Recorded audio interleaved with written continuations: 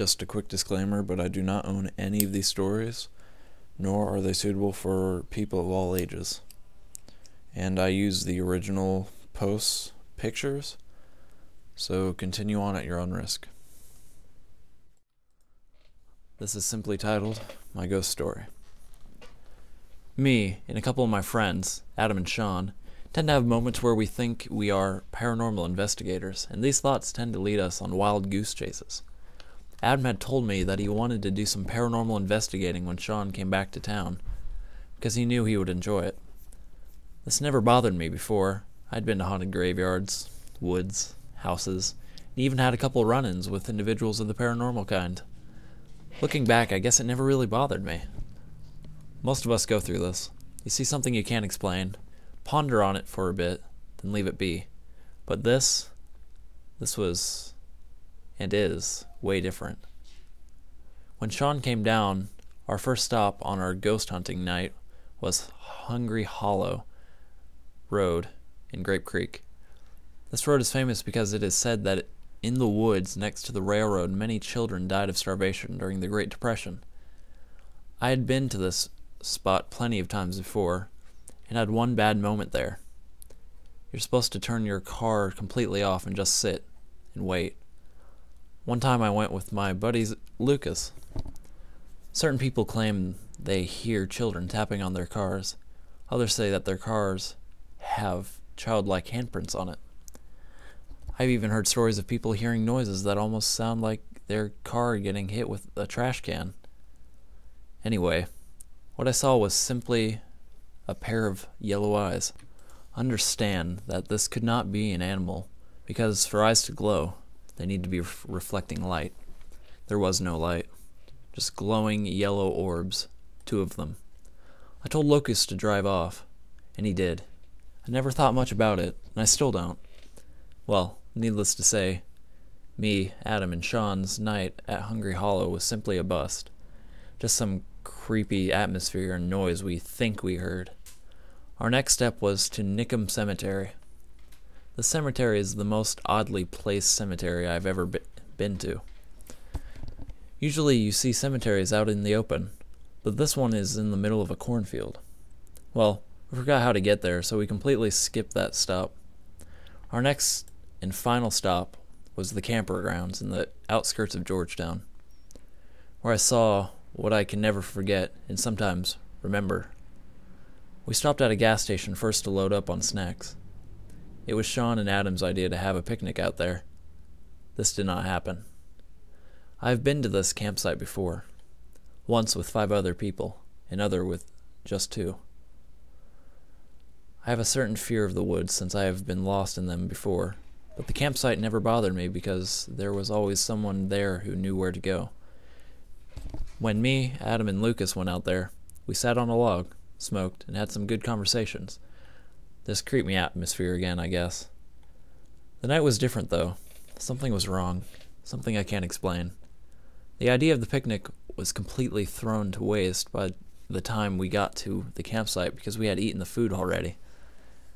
So we sat in the car for a bit and got out to get ready to go in. We stood next to the car in the parking lot in front of the campsite and smoked a quick cigar. Me and Sean both made notes that it seemed a whole lot darker than it was before we got out there. Well, it would have obviously been darker because it was later in the night, but this darkness had a certain eerie feel to it.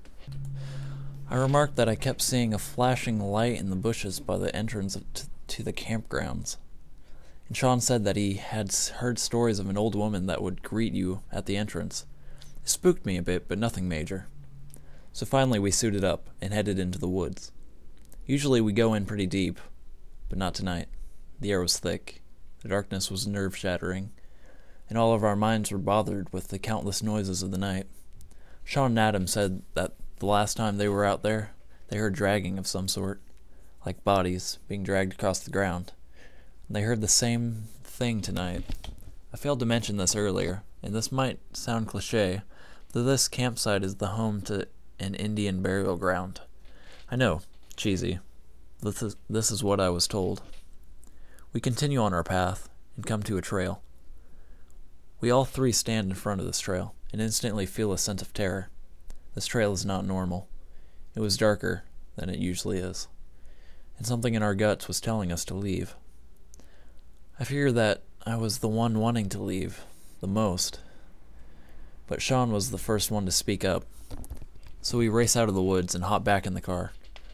I think we were going to leave, but then Adam glances at the car clock and notices that it is 3 a.m.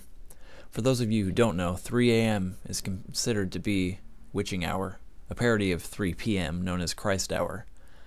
This is when all the bad stuff happens, to put it simply. So our plan is to shut off the car and sit for about 5 minutes outside the campgrounds. We all begin to smoke while this is happening, so the car is pretty smoky. Sean starts to make remarks that he hears more dragging. Adam sits quietly. At this point, I'm chilled to my core. I know I love paranormal stuff. Who doesn't?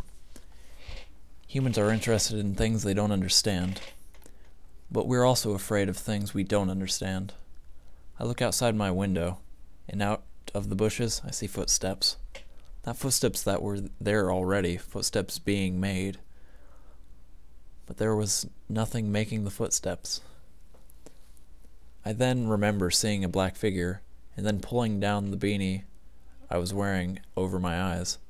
I don't remember the car ride home. I remember sitting in Adam's room. I also remember waking up in my bedroom. That's all I remember. Apparently I sent Adam a text at 10 a.m. saying I was going home. I don't remember sending that text or walking home. Adam and Sean also told me I told them the whole story. I don't remember this either. What I shall tell what they told me. They said I was in a state of pure shock. I was pale, shaking, nervous, and just straight paranoid. They said my voice was lower than it usually is and sounded like I had a bad cold. I told them I saw a man with long back hair. I saw that he looked straight into my eyes, and then his eyes turned black. I then said that I saw myself in his eyes, but my eyes were missing as well. For a while I had no memory of this night, no nightmares, no flashbacks, but sometimes now I have strange nightmares. Nothing about the campsite, but with the same man. I also have been having night terrors. For those of you who don't know, night terrors are not like nightmares. They're worse in my opinion. You feel like you're awake, but you're really not. Everything seems so real, but then things become demented and creepy. Like a nightmare. But almost in real life. Some say to face your fears head on, overcome them. But I will tell you right now that I will never go back into those woods. Or even near them for that matter. Some spirits need closure. This spirit wanted me gone. I could see it in his eyes. My eyes. Alright, that was good. I'm sorry for I apologize for all of the mess ups. Yeah, that was quite interesting. Superstitions, gotta love them, right? If you enjoyed, be sure to comment, rate, and subscribe for more. And if you have any suggestions for creepypastas and or stories, just get a hold of me or leave a comment. Thanks for watching, guys.